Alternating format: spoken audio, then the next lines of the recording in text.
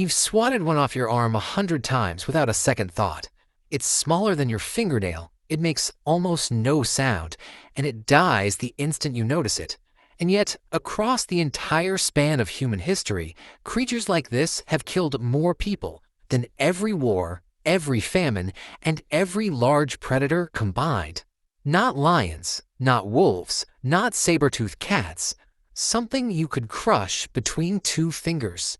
Today, we're counting down 11 of the tiniest killers our ancestors ever faced, working up to the single deadliest one, the insect that has arguably shaped more of human history than any other living thing on Earth. Number 11.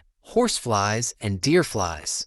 For at least tens of thousands of years, hunter-gatherers crossing wetlands, riverbanks, and grasslands in the warmer months would have run straight into these insects, and their bite is a genuine sharp pain, built to slice rather than pierce.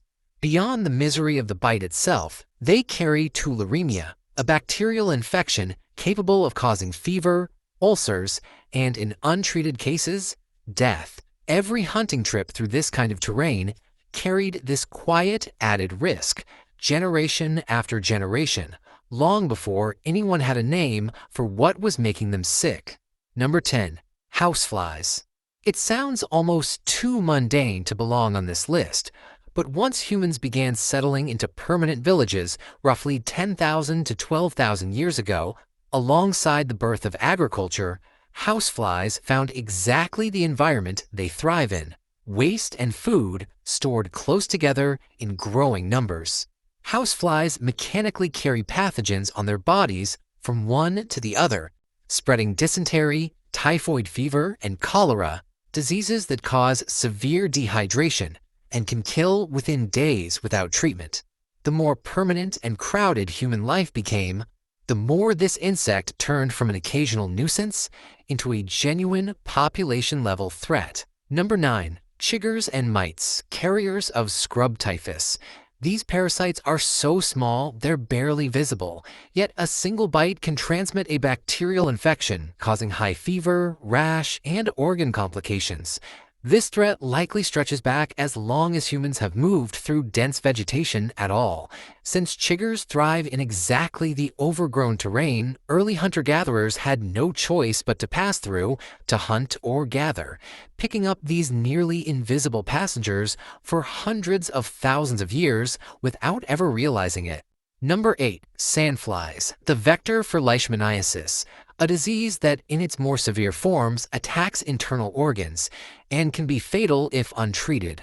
Evidence of leishmaniasis-like illness has been traced back into some of the earliest written medical records in human history, but the insect itself has almost certainly been biting humans since long before anyone could write anything down at all. Sandflies are so small they can pass through standard mosquito netting, which meant that even ancient humans who found ways to shield themselves from larger insects had almost no defense against this one. Number 7. Blackflies, responsible for onchocerciasis, more commonly known as river blindness.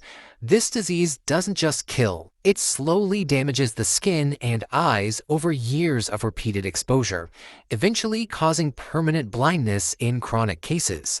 For communities that began settling near the fast-flowing rivers blackflies breed in, going back many thousands of years across parts of Africa and Latin America, this was a slow generational toll, passed down through entire family lines, rather than a single sudden event. Number 6. Assassin bugs, sometimes called kissing bugs, carriers of Chagas disease.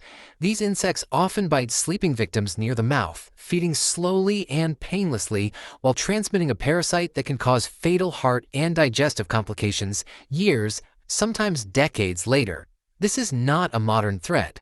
Genetic analysis of naturally mummified remains from the Chinchorro culture in coastal Chile, dating back roughly 9,000 years, has confirmed traces of the exact parasite responsible for Chagas disease, making it one of the oldest continuously documented insect-borne infections in the Americas.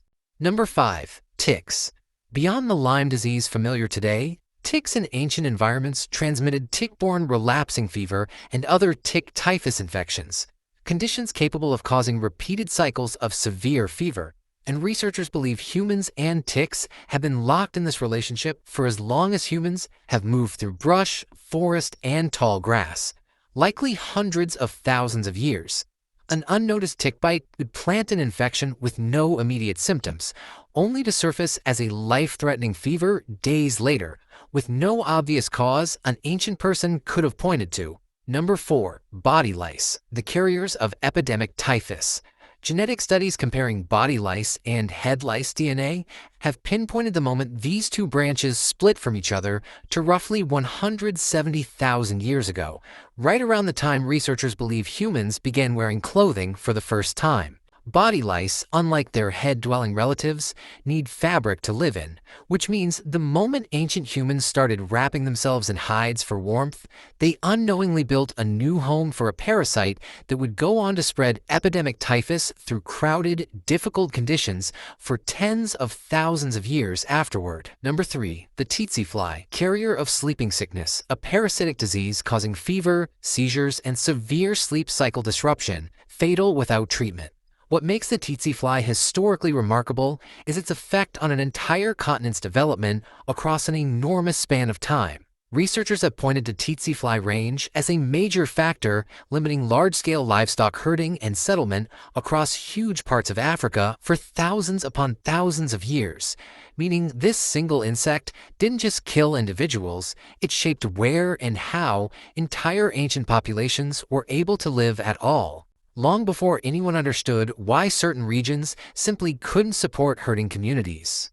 Number 2. Fleas, the vector behind the deadliest single disease event in recorded history, bubonic plague. Ancient DNA extracted directly from Bronze Age skeletons, some more than 5,000 years old, has confirmed that Yersinia pestis, the exact bacterium responsible for plague, was already circulating among human populations millennia before its most famous outbreaks. Fleas that fed on infected rodents transmitted this pathogen to humans for thousands of years in relatively contained, localized ways, until conditions in the 14th century allowed it to explode into the catastrophe that killed an estimated 30 to 60% of Europe's entire population within just a few years.